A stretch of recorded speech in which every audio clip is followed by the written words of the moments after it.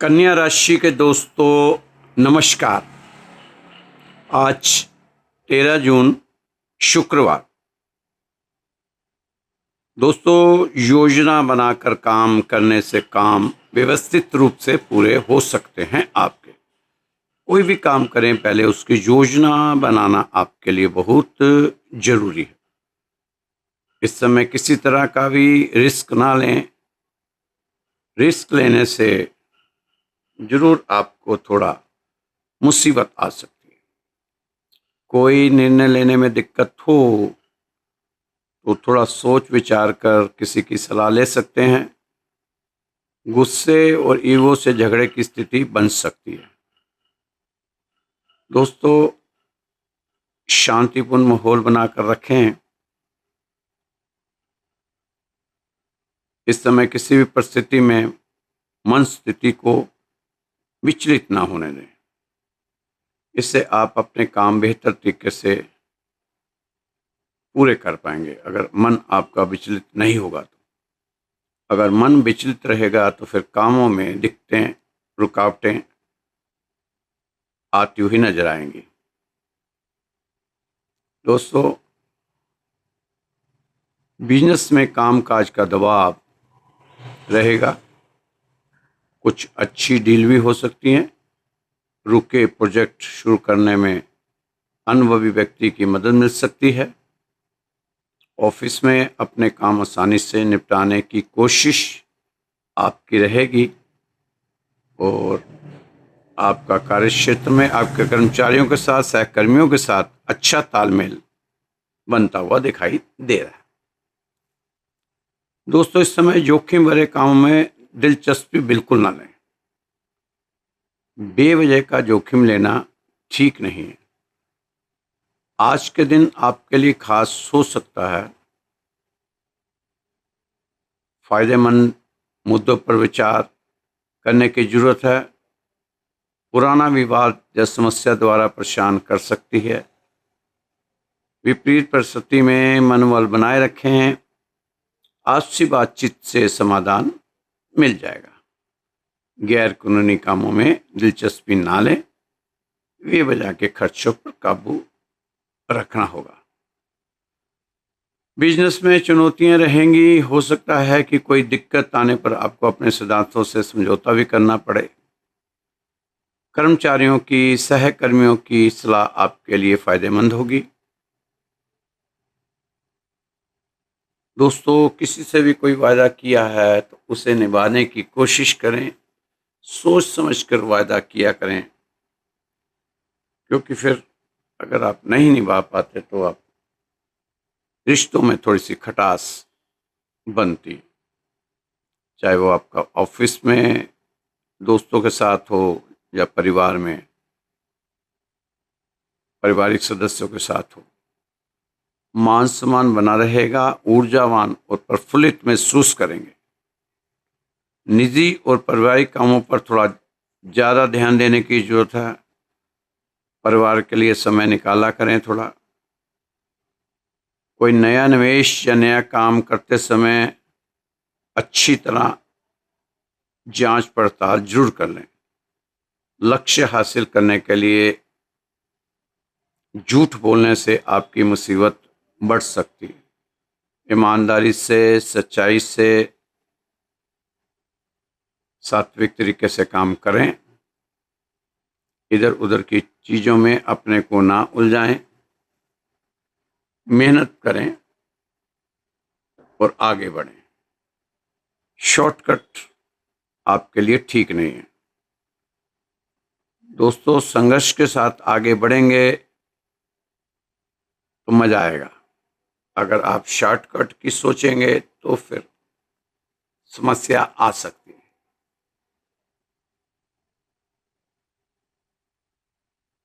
बड़े लोगों के सम्मान का ध्यान रखें। वाद विवाद में पड़ने की बजाय मौन रहें। एक चुप और सौ सुख। पुराने बुजुर्ग कहते थे, अगर आपको कुछ नहीं समझ आ रहा किसी की बात, तो एक चुप और सौ सुख से आपकी बात बन सकती है। बस चुप करके वहाँ से निकल लो। समय आने पर फिर परिस्थितियां अपने आप अनुकूल हो जाती हैं। व्यावसायिक गतिविधियां व्यवस्थित चलती रहेंगी। कोई सरकारी मामला सुलझाने से पहले अपने कागज व्यवस्थित कर लें। नौकरी पेशा लोगों को प्रोजेक्ट पर टीम वर्क में काम करने से अच्छे नतीजे मिलेंगे। अधिकारियों से तारीफ मिलेगी। भाई बहनों से संबंधित भावनात्मक फैसले लेने पड़ सकते हैं जो सकारात्मक होंगे। राजनीतिक और सामाजिक गतिविधियों में आपका विशेष योगदान रहने वाला है आने वाले दिनों में। घर में कुछ रख रखाव और बदलाव संबंधी योजनाएं बन सकती है। रिश्तेदार के अचानक आने से आपके महत्वपूर्ण कामों में थोड़ी रुकावट आ सकती है। परिवार और निजी कामों में व्यवस्था बनाकर रखना चुनौती होगी। फालतू बहसबाजी से खुद को दूर रखें। स्टूडेंट्स, विद्यार्थी अपनी पढ़ाई पर फोकस रखें, वरना पिछड़ सकते हैं। इस समय इधर उधर की बातों में ना ध्यान दें, सिर्फ पढ़ाई पढ़ाई पढ़ाई। पढ़ाई में ज़्यादा मेहनत करने की जरूरत है, नहीं तो बनते कामों में रुकावट आ सकती है। किसी असमंजस की स्थिति में अनुभवी लोगों से, अपने गुरु से, अपने सीनियर विद्यार्थियों से, बड़े भाई से विचार विमर्श जरूर करना चाहिए। पति पत्नी के बीच किसी बात को लेकर मनमुटाव ना होने पाए, इसका आपने ध्यान रखना है। आलस और सुस्ती जैसी स्थिति से अपने आप को बचाना होगा। काफी समय से किसी काम के लिए चल रही कोशिशों में मन मुताबिक सफलता मिलती हुई नजर आ रही है। निजी मामलों में थोड़ी सी सावधानी से काफ़ी चीज़ें अपने आप सुव्यवस्थित हो जाएंगी। अपने दैनिक काम को अच्छे तरीके से कर पाएंगे। कुछ परेशानियां और रुकावट तो रहेगी, लेकिन आपके काम रुकेंगे नहीं, काम आपके चलते रहेंगे। ओवर कॉन्फिडेंस से बचना होगा। फालतू तर्क वितर्क से दूर रहना होगा। अपनी काबिलियत से अपने कामों को गति देने में सक्षम रहेंगे। लापरवाही की वजह से इन्फेक्शन के चांस बन रहे हैं। इस समय अपना इम्यून सिस्टम मजबूत रखना चाहिए, और अगर कोई ऐसा लग रहा है इन्फेक्शन, तो आप ज़रूर अपने डॉक्टर से सलाह लें, या घरेलू इलाज जो ले रहे हैं वो लेते रहें। मानसिक और शारीरिक रूप से अपने आप को स्वस्थ रखने की आपकी कोशिश रहनी चाहिए।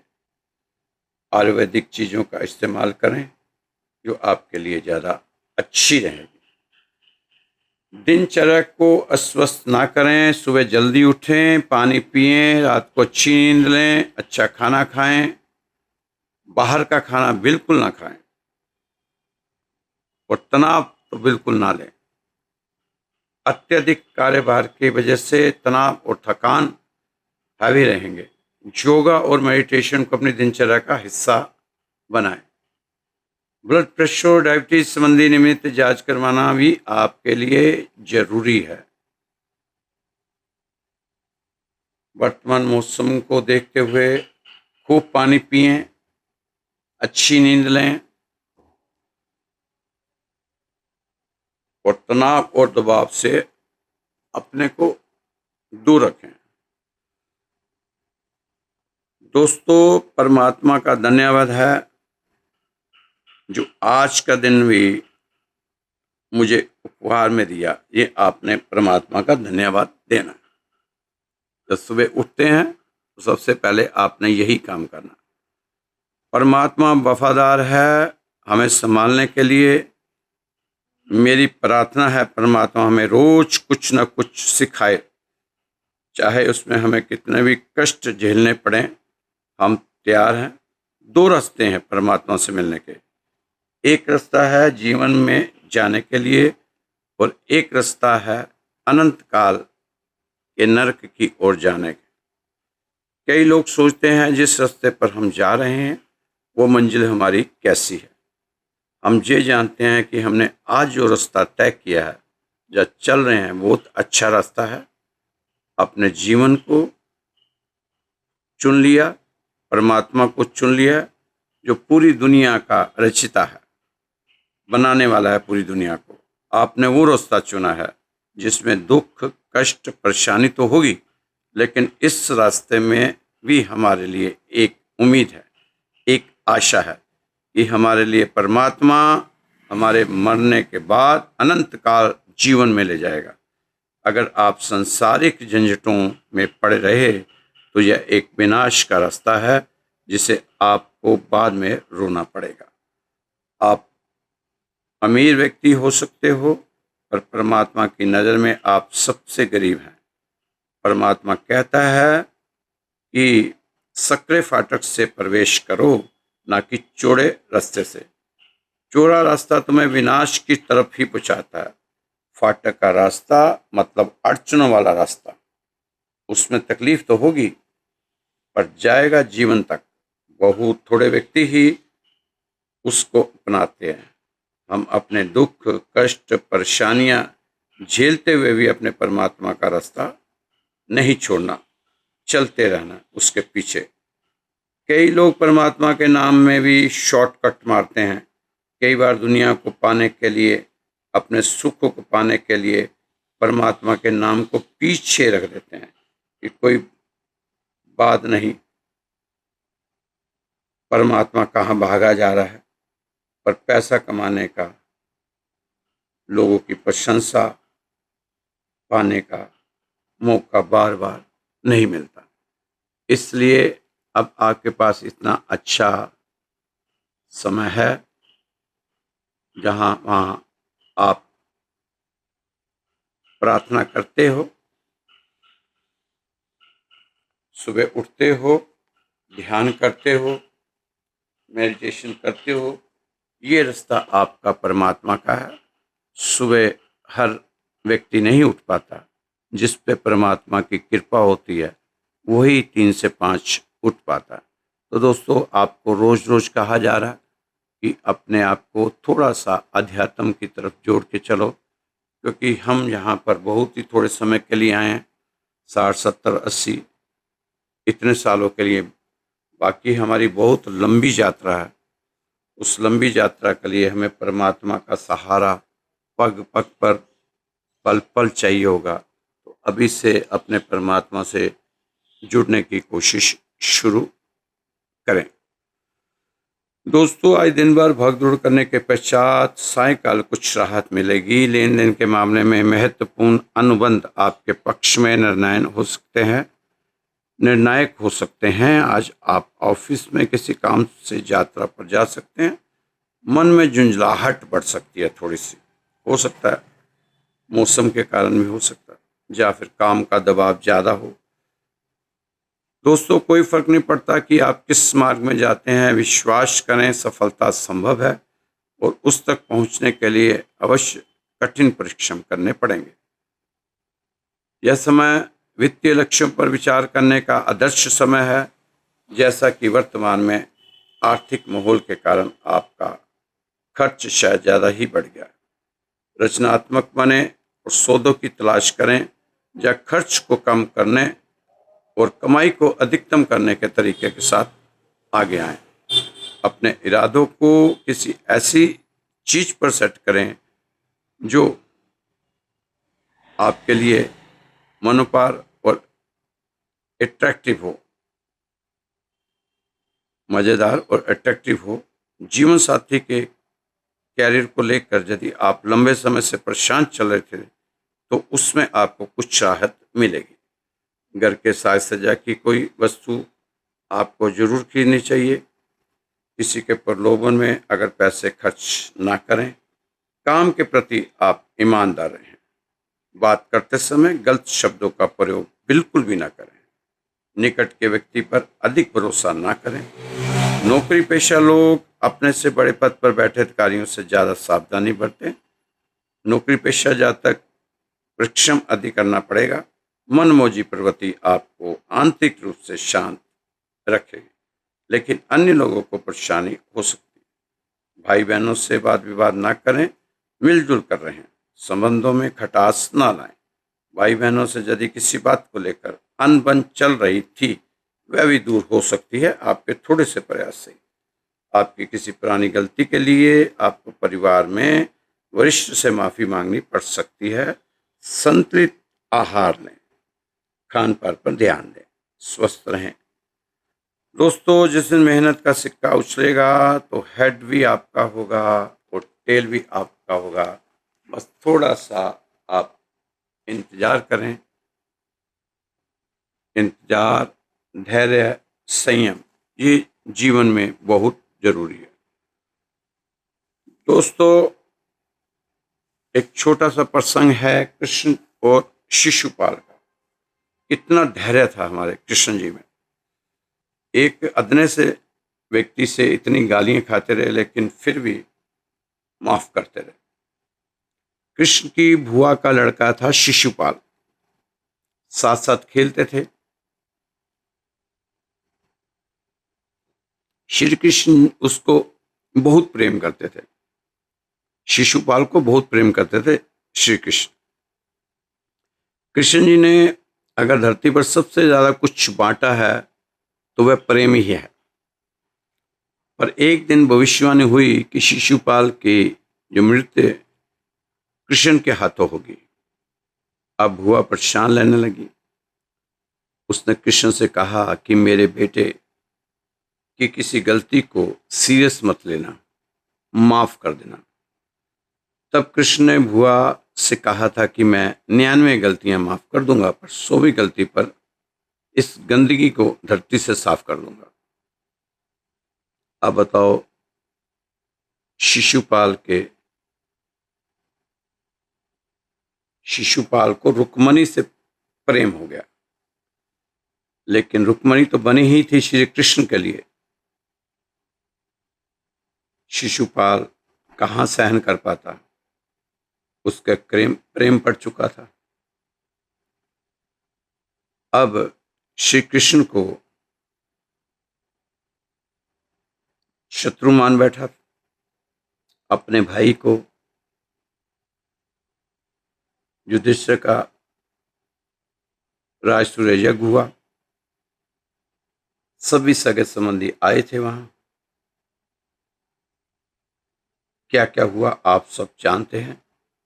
कृष्ण का अपमान होता रहा और श्री कृष्ण मुस्कुराते रहे।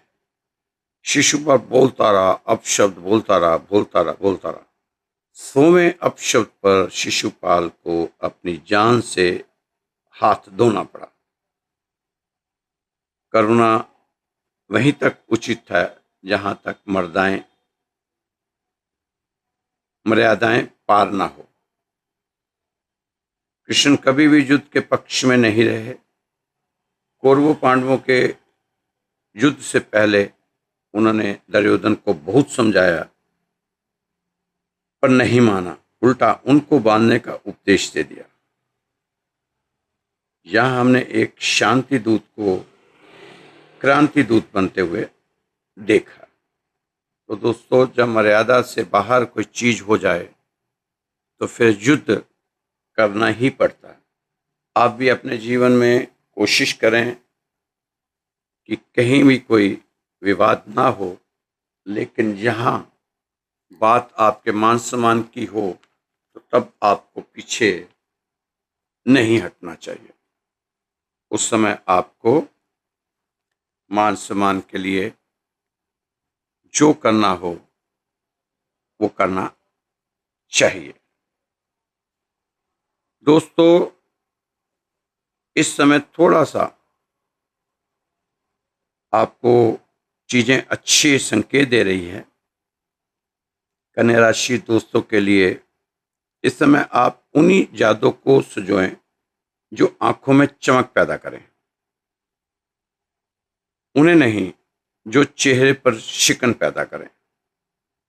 क्योंकि समय, सत्ता, संपत्ति और शरीर चाहे साथ दे न दे, लेकिन स्वभाव, समझदारी और सच्चे संबंध हमेशा साथ देते हैं। इसलिए आप चिंता ना करें, आगे बढ़ें हो चुकी अतीत में कुछ गलतियां, उसका खुमियाजा आप भुगत भी चुके हो अब तक, मगर वो गलतियां हमें बताती है कि आप प्रयास कर रहे हैं। कन्या राशि के दोस्तों, अगर इस समय आप उस इंसान की तलाश कर रहे हैं जो आपकी जिंदगी बदलेगा, तो आप आईने में देखो, वही इंसान नजर आएगा जो कन्या राशि की जिंदगी को बदल सकता है। वो कौन है? वो आप खुद ही हैं। अपनी जिंदगी के विधाता हो आप। मुझे मालूम है जो मैं बता रहा हूं वह सब आप अच्छी तरह जानते हैं, पर अपनी लाइफ में उसे लागू या फॉलो नहीं करते। आपको इन चीजों को अपनी लाइफ में लागू करने की जरूरत है। संयम, धैर्य, शांत मन चित्त और संतुष्टि और चाहतों को कम करना, ये आपको अपने जीवन में जरूर इन चीजों को जगह देनी चाहिए। दोस्तों, जीवन में सुख दुख सुबह और रात की तरह आते हैं और जाते हैं, लेकिन कभी कभी कुछ परेशानियां बहुत समय तक पीछा नहीं छोड़ती। कन्या राशि के दोस्तों के साथ पिछले कुछ महीनों में ऐसा ही होता आ रहा था, लेकिन इस समय ग्रहों के प्रभाव और भगवान की असीम कृपा से कन्या राशि के दोस्तों के अंदर नई ऊर्जा का एहसास जरूर होता होगा। उसी ऊर्जा से आपने आगे बढ़ना है, अभी थकना नहीं।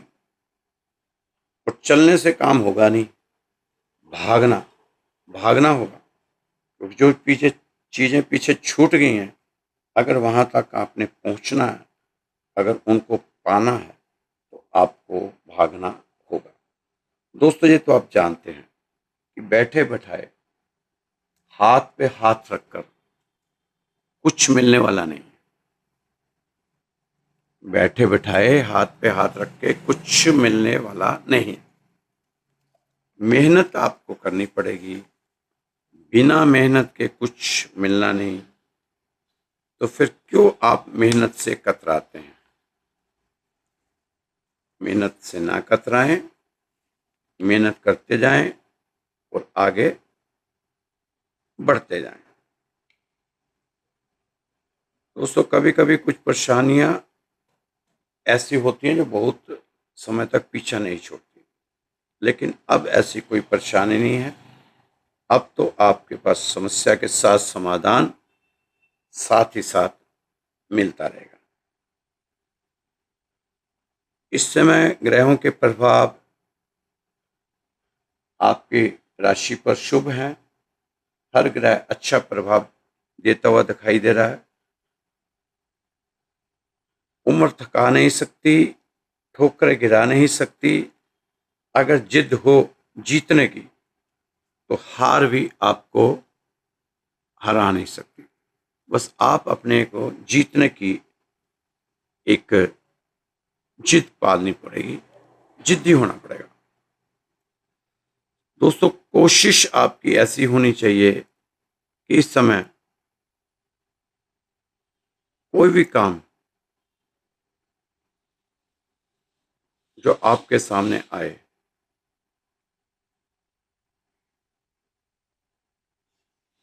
उसको आपने पूरा करने का संकल्प लेना है। पूरा करके ही उसको छोड़ना है। एक काम को हाथ में लो, उस काम में पूरी आत्मा लगा दो। जब तक वो पूरा काम नहीं होता, चैन से ना बैठो। दोस्तों, इस समय अपनी वाणी को थोड़ा सा कंट्रोल करें। मीठा बोलें, अच्छा बोलें, गहरा बोलें और सबसे बड़े प्यार से बोलें। अपनी वाणी को कंट्रोल करें, भाषा अच्छी बनाएं। अगर बोलना है तो आदमी को ही आता है। पशु कम बोलते हैं, पक्षी परिंदे कम बोलते हैं, फूल कभी नहीं बोलते। वो तो हमेशा मुस्कुराते हैं। फल तो बोले ही नहीं, फल तो कभी बोले ही नहीं, वो केवल रस देते हैं। बादल कभी कभी गरजते हैं, ज्यादा तो चुप रहते हैं। सागर भी शांत रहता है। नदियां कभी नहीं बोलती, आदमी बोलता है। बोलना सीखो, अपनों के सामने, पराओं के सामने कम बोलो, मीठा बोलो, भाषा अच्छी बनाओ, समय पर बोलो, जब भी बोलो वक्त पर बोलो, मीठा बोलो, कम बोलो, मतलब का बोलो, गहरे शब्दों में बोले, भाषा अच्छी बनाए। क्योंकि एक कौवा और एक कोयल, कौवा किसी के घर के ऊपर बैठता है तो उसको भगाते हैं, पत्थर मारते हैं। अगर कोयल बोल रही होती है तो लोग खुश होते हैं कि देखो कोयल कितना सुंदर बोल रही है। इसलिए थोड़ा सा अपनी वाणी पर कंट्रोल रखना आपके लिए इस समय जरूरी है। दोस्तों, जिसने भी कहा है ऐसा कि वह दुख पाएगा ही, ऐसा होता ही नहीं।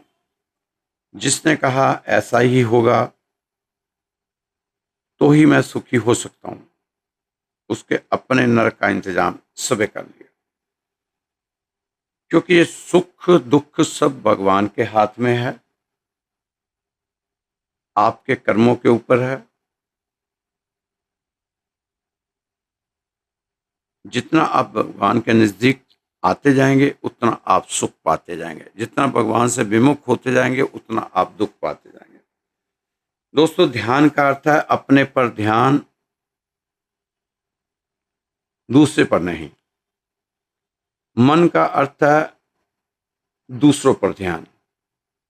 तो आपने इस समय अपने पर ध्यान देना है, दूसरों पर नहीं। ध्यान करो आप। अगर 2 पैसे गरीब को देते भी हो तो तुम देखते हो कि लोग देख रहे हैं या नहीं। तुम मंदिर बनाते हो तो बड़ा पत्थर लगाते हो अपने नाम का। तुम दान करते हो तो अखबार में खबर छुपवाते हो, सब व्यर्थ हो जाता है। दया से अहंकार पैदा होता है और करुणा से अहंकार मरता है। तो इसलिए करुणा हो, किसी को आप दें तो करुणा आप में पहले हो। जब करुणा होगी तो फिर आप में अहंकार नहीं आएगा। दोस्तों, संसार एक पड़ाव है और पड़ाव पर कभी शांति नहीं हो सकती। थोड़ी देर विश्राम हो सकता है लेकिन आनंद नहीं हो सकता। और विश्राम का तो इतना ही अर्थ है कि हम श्रम करने को तैयार हुए, फिर यात्रा के लिए पैर तैयार हैं। यह हमारा घर नहीं, यहाँ हम ठहरे हैं। वह धर्मशाला हो सकती है, अतिथि गृह भी हो सकता है, लेकिन हमारा घर नहीं। हम परदेश में हैं और इसलिए हम बेचैन हैं। और जब तक घर ना मिल जाए पूर्ण, तब तक बेचैनी रहेगी। घर की खोज ही धर्म है, घर की खोज ही ध्यान है। जब वृक्ष नहीं नाच रहा तो पत्ता कैसे नाच पाएगा? अगर वृक्ष नाचेगा तो पत्ता कैसे नाचने से बच जाएगा? संसार तुम्हारे हिसाब से नहीं चलेगा, तुम संसार के हिसाब से चलना पड़ेगा। आनंदित होना पड़ेगा तो संसार के साथ मूर्ता भी छोड़नी पड़ेगी। तो दोस्तों, हम तो यहाँ बताया आपको थोड़े दिन के लिए आए हैं और हम मालिक बन के बैठे हुए हैं। ये शरीर भी जो है किराए का मकान है, पता नहीं कब इसमें से खाली करना पड़ जाए। इसलिए अपने आप को ज़्यादा से ज़्यादा भगवान के साथ जोड़ो, ध्यान के साथ जोड़ो, साधना के साथ जोड़ो।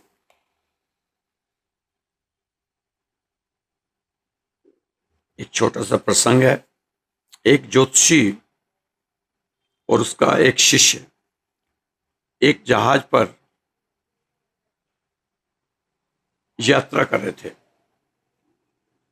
अचानक जोरदार तूफान आ गया। लगा अब जहाज डूब ही जाएगा। लोगों की चीख पुकार, भागम दौड़, कोई इधर भाग रहा, कोई उधर भाग रहा। चिल्ला रहे हैं लोग कि हाय मर गए, हाय मर गए। चीख पुकार मच गई। सब जान बचाने के लिए इधर से उधर भागने लगे। और जाए तो जाए कहाँ। तब उस जोशी ने अपनी जन्म पत्री निकाली, जंतरी जंतरी जिसको बोलते हैं, वो निकाली और करने लगा गणना। एक पेन ले लिया, एक कागज ले लिया और लगा कैलकुलेशन करने। सभी लोग जोशी के करीब आ गए कि ये बताएगा भैया, इसको सारा ज्ञान है, ये भविष्य के बारे में जानता पूरा। लोग उत्सुक होकर उसके पास आ गए। पूछा कि कैसा समय चल रहा है, कौन सा ग्रह कहाँ है, कौन सा ग्रह बचाएगा, कौन सा मारेगा, क्या इस मुसीबत से हम निकल पाएंगे। जितने लोग उतने सवाल। तब उस जोशी ने कहा, घबराओ नहीं, मेरी जंत्री की और ज्योतिषी की गणना के अनुसार ये जहाज डूबेगा नहीं, हम सुरक्षित किनारे तक पहुंच जाएंगे। उसके लिए मुझे 2-4 मंत्र पढ़ने हैं। मैं वो मंत्र पढ़ रहा हूं, आप हाथ जोड़कर परमात्मा को याद करो। लोगों में घबराहट कुछ कम हुई, चीख चिल्लाहट कुछ कम हुई, इधर उधर भागना कुछ कम हुआ। लोग शांत होकर अपनी अपनी जगह हाथ जोड़कर परमात्मा को याद करने लगे। तूफान गुजर गया और किस्मत से जहाज नहीं डूबा। फिर क्या था, लोगों ने ज्योतिषी को पैसों से लाद दिया और कईयों ने तो उसे अपना गुरु बना लिया। जब वे लोग मंजिल पर पहुंच गए तो शिष्य ने पूछा, महाराज, मैं आपका चेला हूं, 20 साल से आपके साथ हूं, मुझे मालूम है आप ज्ञानी नहीं हैं। जो जंतरी आपने थैले में रखी है वह भी आपको देखनी नहीं आती। आप इतने ज्ञानी कहां से बन गए कि आप बता रहे हैं कि जहाज डूबेगा कि ना या नहीं। फिर आपने कैसे जाना कि जहाज नहीं डूबेगा। ज्योतिषी ने जवाब दिया कि चेला, तू तो जानता ही है मुझे कुछ नहीं आता, मैंने तो बस तुक्का मारा था, तुक्का। चेले को आया गुस्सा कि महाराज, आपने तो तुक्का मारा और अगर जहाज डूब जाता तो आपकी तो कोई इज्जत है नहीं, तो मेरी इज्जत का भी फलीता बन जाता। हम लोगों को क्या जरूरत है, लोग हमसे पूछते तो क्या जवाब देते हैं, अरे बेवकूफ, अगर जहाज डूब जाता तो पूछने के लिए कौन जिंदा बचता और बताने के लिए कौन जिंदा बचता। क्या बात करा, चल चलते हैं, बहुत पैसा आया, तेरे को कुछ ना कुछ शॉपिंग कराते हैं, बढ़िया बढ़िया तेरे को खिलाते हैं, तू भी मौज कर, ज़्यादा अपना दबाव ना बना। तो दोस्तों, आजकल तुक्के बहुत चल रहे हैं, लोग बैठे हैं, बड़ी बड़ी दुकानें सजा रहे हैं और तुक्के मार रहे हैं। तुक्का चल जाए तो ठीक है, नहीं तो भैया तुम्हारा मुकद्दर। तो दोस्तों, मेहनत करते जाओ, आगे बढ़ते जाओ, ज़्यादा ग्रहों के चक्कर में मत पड़ो, कर्म करते जा और भगवान के अनुग्रह में चले जाओ। अगर आप सच्चे मन से भगवान के अनुग्रह में चले गए तो कोई भी ग्रह आपको नुकसान नहीं दे सकता, क्योंकि सभी ग्रह भगवान के अधीन हैं। उनकी मर्जी के बिना 1 इंच भी इधर से उधर नहीं कोई ग्रह जा सकता। तो इसलिए हमें भगवान की शरण में जाना है, सुबह जल्दी उठना है, 3 से 5 बजे के बीच में उठ जाओ, ये ब्रह्म मुहूर्त होता है, बहुत बढ़िया समय होता है। इस समय मन शांत होता है, चारों तरफ पिन ड्रॉप साइलेंट होता है और सारी लाइनें इस समय फ्री होती हैं।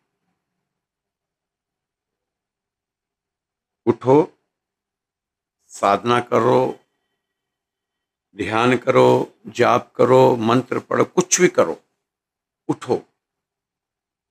आप देखना थोड़े दिन के बाद ही आपका मन काफी शांत हो जाएगा, सोचने समझने की क्षमता बढ़ेगी और आपके काम भी आहिस्ता आहिस्ता लाइन पर आने शुरू हो जाएंगे।